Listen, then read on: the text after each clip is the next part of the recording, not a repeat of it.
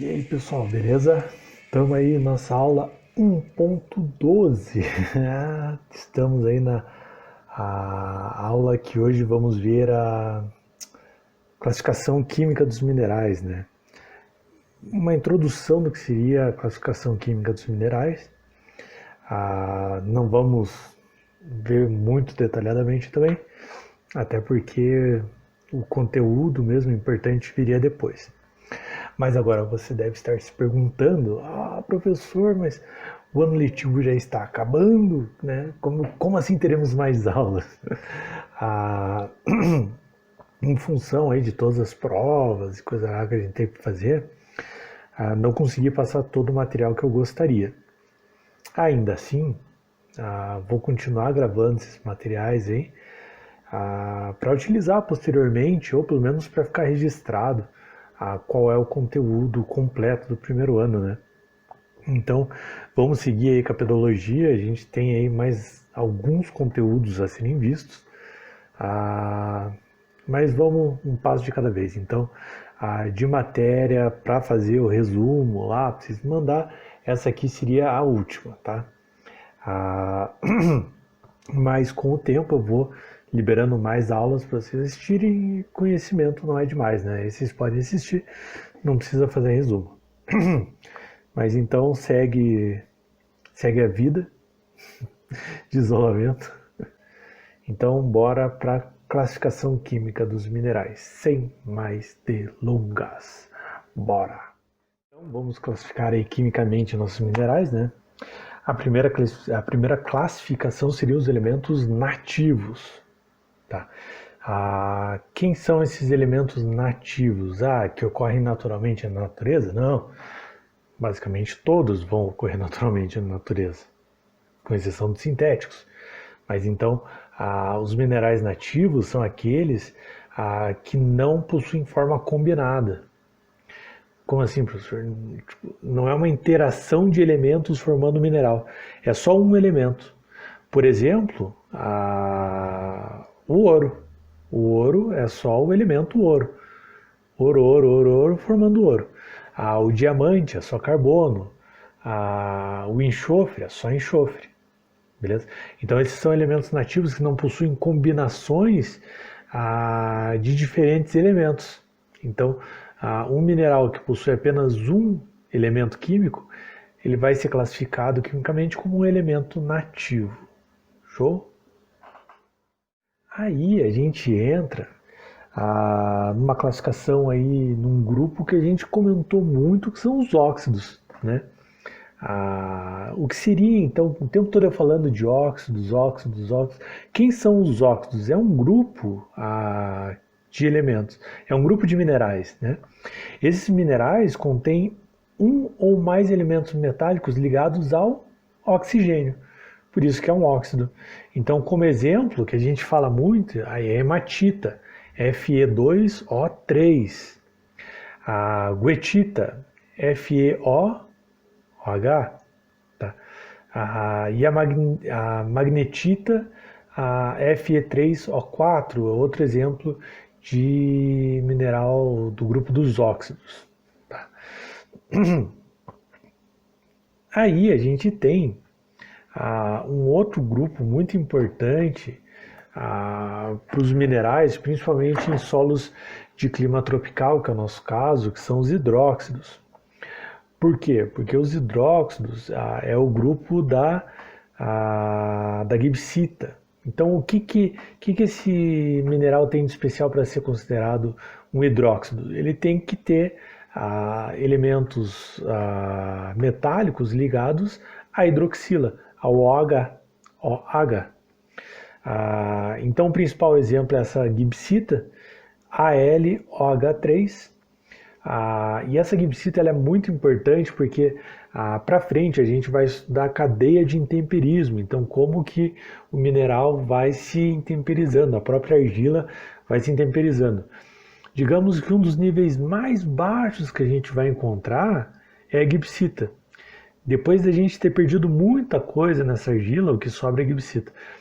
Essa gibsita ela é esse mineral na fração argila muito comum em solos tropicais devido ao alto intemperismo que a gente tem. Então, digamos que sobra bastante gibsita residual e é uma argila, quando a gente fala quimicamente, complicada de se trabalhar. Tem pouca carga, então são solos para produção agrícola que a gente necessariamente precisa associar aí uma boa cobertura, agregar matéria orgânica para melhorar um pouco a retenção de nutrientes em solos ricos em gibsita. Mas aí a gente entra em mineralogia, deixamos isso para quando vocês estiverem na graduação fazendo agronomia. Outro grupo relativamente bastante importante para a agricultura em si seriam os carbonatos. Tá? Os carbonatos são minerais cuja fórmula inclui o grupo iônico CO3. Então, de principal exemplo que a gente possui, a gente tem a calcita, que é o CaCO3, que vai ser o produto para a produção do calcário. Então, o CaCO3, principalmente do calcário calcítico, a gente vai ver a diferença dos calcários ano que vem, no segundo ano, quando a gente está estudando correção de solos ácidos, né? Mas então a calcita é CaCO3. Então, se tem um grupo CO3, tecnicamente ele é um carbonato. Então, esse mineral ele está no grupo dos carbonatos. Outro exemplo seria a dolomita, que daí pode conter MgCO3 junto com CaCO3. Por isso que tem o calcário calcítico e o calcário dolomítico, né? E esse dolomítico, ele possui aí não só o cálcio, mas também o magnésio. Então, dependendo da tua análise de solos, se teu solo está com um determinado déficit em magnésio, quando você vai fazer a correção para acidez, você já pega um calcário dolomítico, que além de fazer a correção do solo, tudo aquilo que a gente precisa, corrigir o pH, pegar os íons de alumínio, tal, ele vai incorporar magnésio no teu solo, que é um nutriente para a planta também. Então aí a gente vai escolher. Então, tanto calcita quanto dolomita, grupo dos carbonatos. Outro grupo, não menos importante também para a agricultura, os minerais fosfatos ou fosfatados. São minerais onde a fórmula química dele vai ter o fosfato, que é o PO4, que é fonte de fósforo. Do pezinho ali, né? Fósforo. Tal. Então, dos minerais fosfatados se fazem muitos dos adubos fosfatados, né? Dos minerais fosfatos, né? Desculpa. Então, dos minerais fosfatos se fazem os adubos fosfatados. Por exemplo, aqui a gente tem a apatita, Ca5PO4 4Cl, esse carinha aqui, né? Então, introduzindo aí, trabalhando a apatita, a gente vai produzir adubos fosfatados.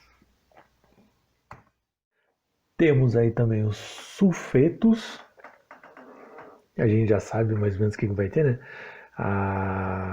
Então, são minerais que resultam da combinação de elementos metálicos com enxofre. Por exemplo, aí a pirita, FeS2. Então, sulfetos tem que ter enxofre na sua composição. E por último, mas não menos importante, os silicatos.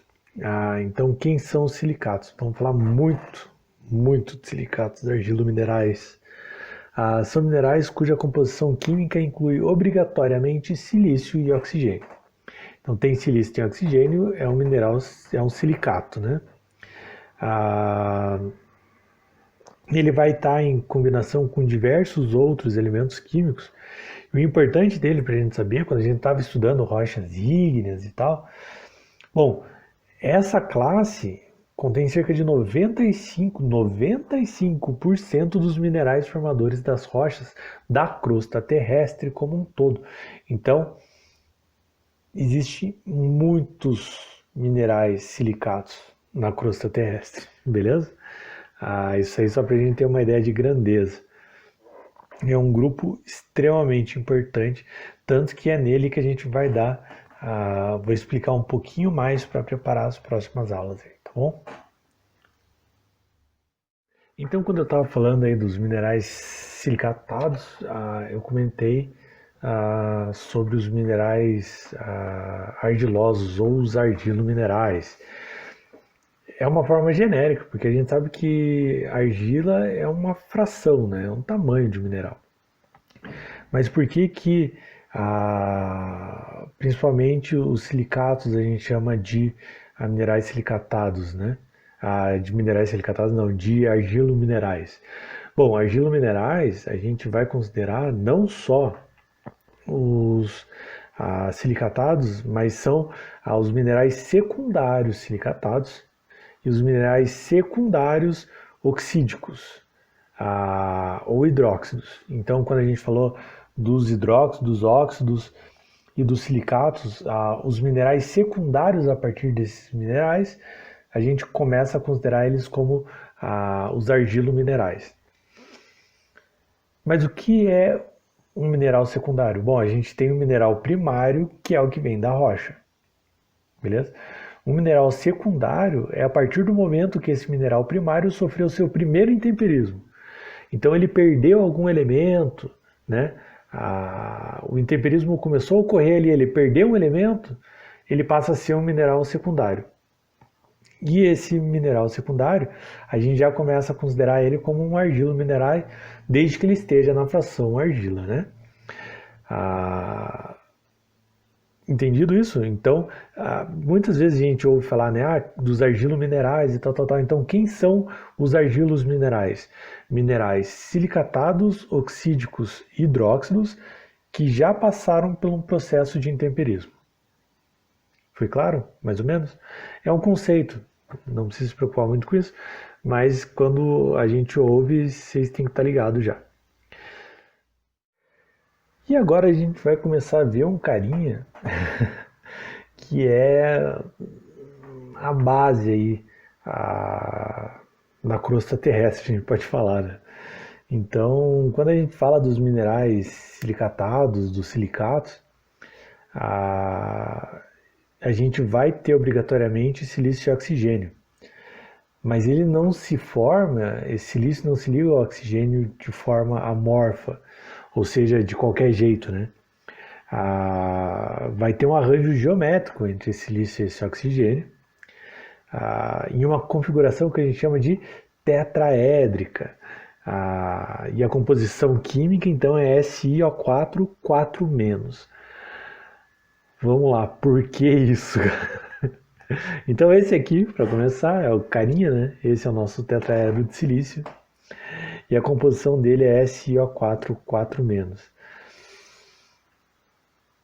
Por que 4-? Calma. E só para preparar então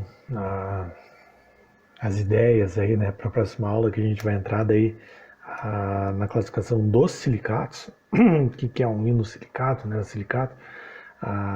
Vamos entender um pouquinho melhor esse cara aqui. Então a gente tem ali um íon central de silício. Aí a gente está falando de valências, né? Então o silício tem uma valência 4+. O oxigênio tem uma valência 2-. Como são 4 íons de oxigênio, 2 menos vezes 4 dá 8-. Então a gente tem oxigênio 8-, silício 4+. O SiO4, qual que é o balanceamento final? 4-. Por isso que a fórmula química do SiO4, do tetraedro de silício, é SiO4 4-. Beleza? Com isso a gente vai conseguir entender como que se monta ali os silicatos, mas daí eu vou fazer esqueminha na mão e tal. Então, hoje uma aula curtinha, uma aula de introdução. Vocês me fazem esse resumo, mandam até o dia 30 de novembro, hein? Sucesso e é isso aí. Então vocês me mandam esse resumo. Em questões de matéria avaliativa, a gente encerra. Em questões de matéria de pedologia, continuem acompanhando o canal, tá? Provavelmente o pessoal do primeiro ano do ano que vem vai continuar tendo essas aulas aí, mas pra gente meio que encerra. Então é isso.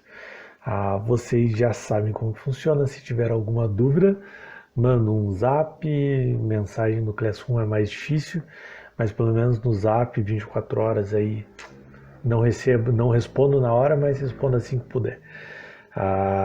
E é isso, galera.